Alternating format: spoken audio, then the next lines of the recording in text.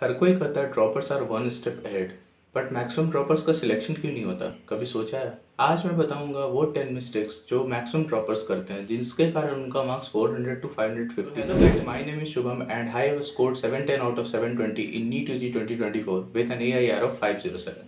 So point number 1 is no self confidence.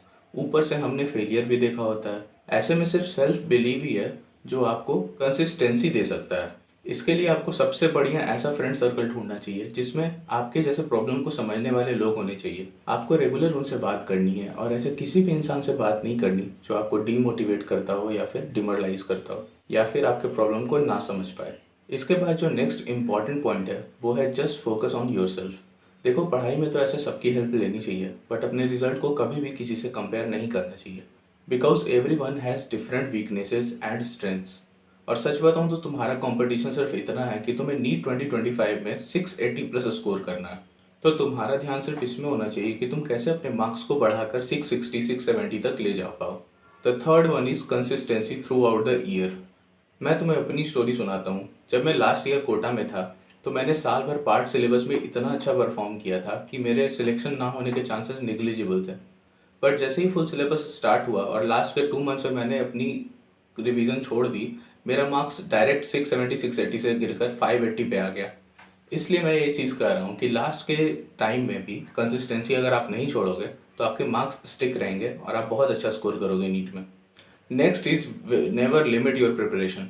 अगर आपने 2024 का सिनेरियो देखा हो तो कट ऑफ एकाएक 40 नंबर जंप कर गया। अब चाहे रीज़न जो भी रहा हो, बट ऐसे मेरे बहुत सारे दोस्त हैं जिनका जब मार्क्स मॉक टेस्ट में 620 630 क्रॉस करने लगा तब उन्होंने अपनी पढ़ाई कम कर दी, जिसके कारण उनका नीट में भी मार्क्स 630 620 पे जाकर अटक गया। तो उनके हिसाब से तो उनका सिलेक्शन हो जाना चाहिए था, बट कट ऑफ ही इतना इंक्रीज हो गया कि उनका सिलेक्शन नहीं हुआ। इसीलिए मैं आप लोगों से ये कह रहा हूँ कि कभी भी अपने मार्क्स पे सेटिस्फाई मत होना। जितना हो सके उतनी मेहनत करना और मैक्सिमम से मैक्सिमम मार्क्स पाने की कोशिश करना। ड्रॉपर्स की यही गलती होती है कि वो डर जाते हैं और उनको बस सिलेक्शन चाहिए होता है।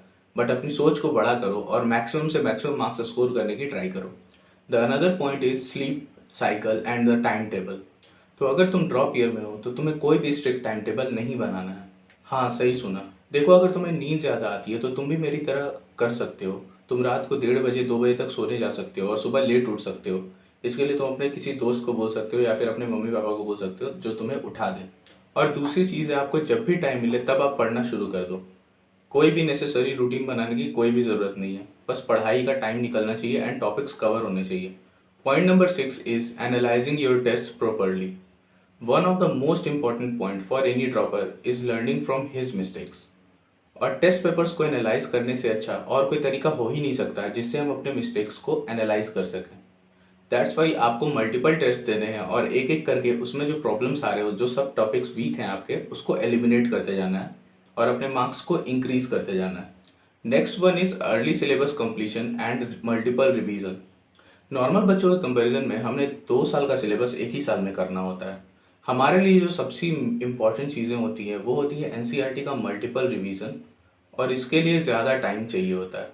मैं सच कह रहा, अगर तुम्हें एग्जाम में बिना कन्फ्यूज़न के ऑप्शन स्टिक करने हैं, अगर तुम चाहते हो कि 2 ऑप्शन में तुम कंफ्यूज ना हो, तो NCERT की मल्टीपल रिवीजन बहुत ज़रूरी है।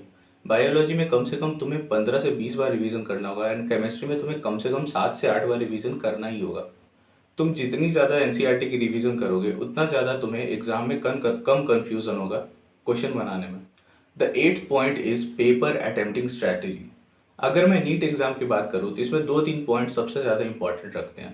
पहला है आपकी प्रिपरेशन, दूसरा है आपका paper attempting strategy and third one is NEET के दिन आपका दिमाग कैसा चलता है।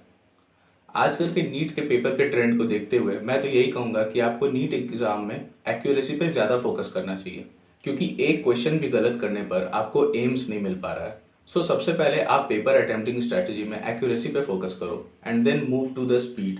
अगर आप स्पीड पे पहले से ही ज़्यादा ध्यान देने लगोगे तो आपके सिली मिस्टेक्स बहुत ज़्यादा बढ़ जाएंगे जो कि आपके लास्ट तक सही नहीं हो पाएंगे। The ninth point is very interesting, that is distractions and phone. When we take drop हमारी एज 18 क्रॉस कर चुकी होती है और इस टाइम हमें बहुत सारी चीज़ें करने का मन होता है, जैसे कि फ़ोन, गेमिंग, रिलेशनशिप्स एक्सेट्रा। अगर तुम्हें इस ड्रॉप ईयर के लूप से निकलना है तो तुम्हें इन सारी चीज़ों को बहुत कम इम्पोर्टेंस देना होगा कंपेयर टू योर स्टडीज़। तुम्हें नॉर्मल बच्चों से डबल मेहनत करना है ताकि तुम डबल सिलेबस को एक ही साल में कंप्लीट कर पाओ। इसलिए ये सारी छोटी छोटी चीज़ों को छोड़ो और नीट में सिलेक्शन लो और मेडिकल कॉलेज जाओ। वहाँ जाने के बाद तो ये सारी चीज़ें तुम्हें ऐसे ही मिल जाएंगी। So the 10th point and the last point is not a tip, but मैं आपको ये बताना चाहता हूँ कि नीट में सिलेक्शन के बाद लगता कैसा है। अब जब आप बाहर जाते हो ना, तो आपको सर झुका कर नहीं, सर उठा कर चलना होता है। फैमिली फंक्शंस में बिना बुलाए जाने का मन होता है। अगर कोई भी पूछते बेटा तुम करते क्या हो, तो सीधे मुंह से निकलता है अंकल एमबीबीएस करता हूँ।